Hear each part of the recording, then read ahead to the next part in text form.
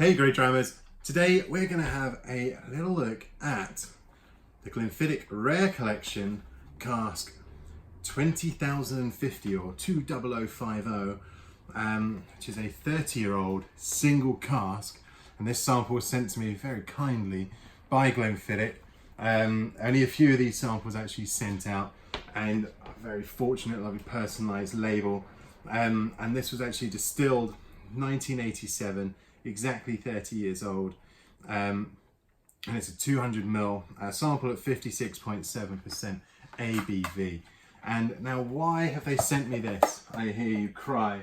And A, I'm very glad they have, but B, it is because they are celebrating the 50th anniversary of their visitor centre being open.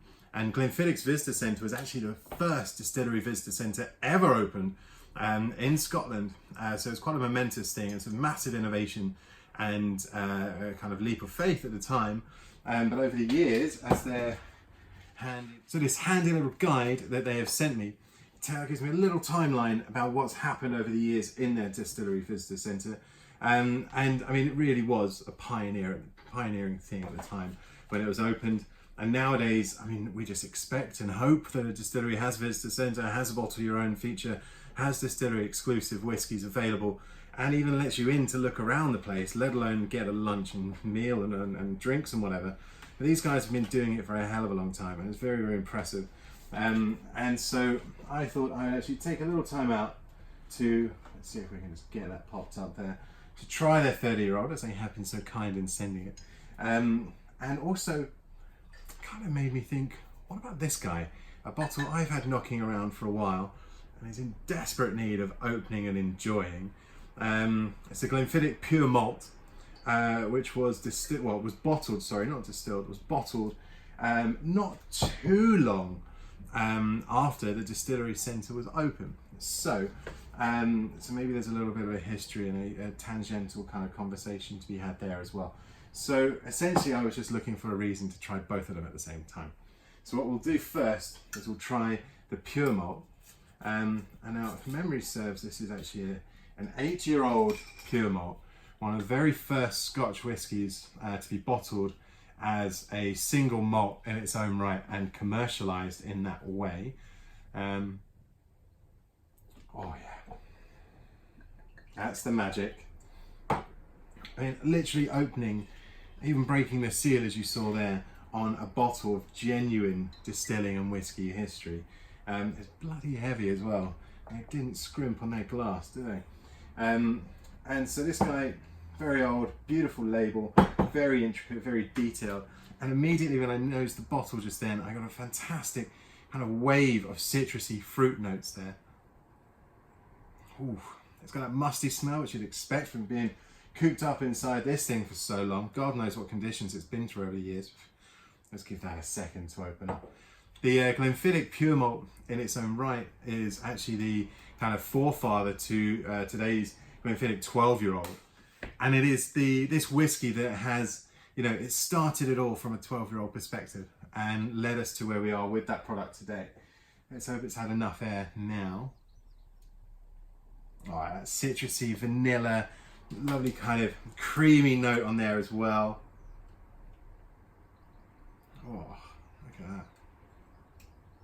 And it has got that mustiness, that oakiness, that kind of old schoolness about it.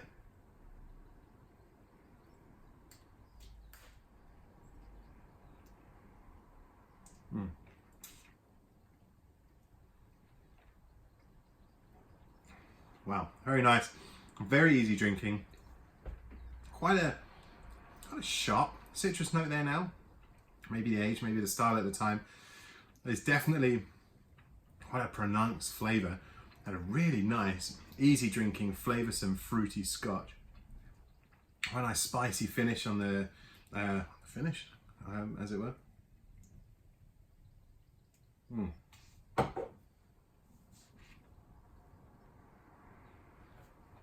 Very good. Come on, I've got to try the big guy now. 30 years old. Oh, I've been nosing this a lot yesterday.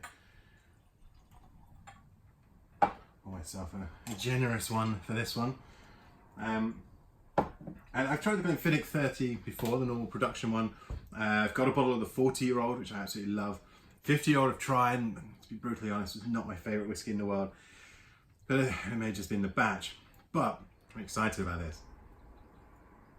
Oh. Oh. Initial nose. Now take a deep breath and let's go in again.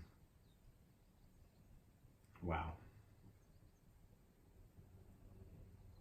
The nose on that is just indulgence in a glass. Burnt sugar, beautiful toffee notes. Wow, that kind of robust sherry character to it as well. Robust yet elegant, and you know, like a big bruiser who can also dance.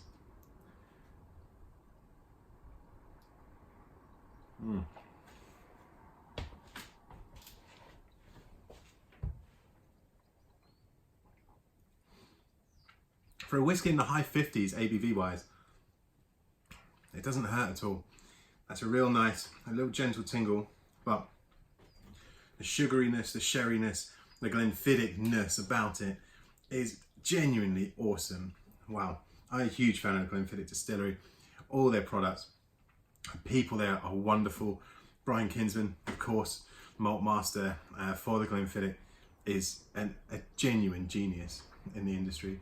But then that filters all the way through down to brand ambassadors like Struan and Mark, and you know, even David, old Northy D, and a few of the other guys that I know there who are just wonderful people, and KJ and their relation team. Just everything about the Glenfiddich business, the William Grant & Sons business, the brand, just works in a really nice way. And this whiskey for me is just a summary of that in a glass. It's perfectly intertwined. There's a hell of a lot of flavour going on, but it all works. It's balanced. It's not in your face. It's not giving you too much kind of beef. It's just saying, hey man, I'm here. I may be a high ABV, but I'm approachable and I'm enjoyable. So dive in.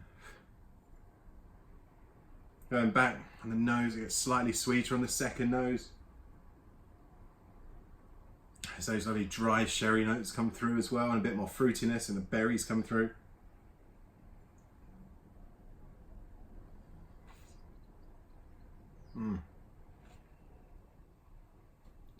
So easy drinking. That finish is just so easy. So just relaxed and chilled out. Let me add some water and see what happens. Now I know a few of you will be like, what the hell? Adding water to a 30-year-old Scotch, but at a mighty 56.7 ABV, sometimes you've just got to have a go and see what happens. We won't add too much, but enough to kind of make a little difference. Let's have a go, shall we? See now, instantly that just brings out the fruits even more. Kind of lime citrus, lemon citrus as well. Just have it amped up a bit more. Still quite muted and soft, but they're more present and more at the forefront, or foreground even.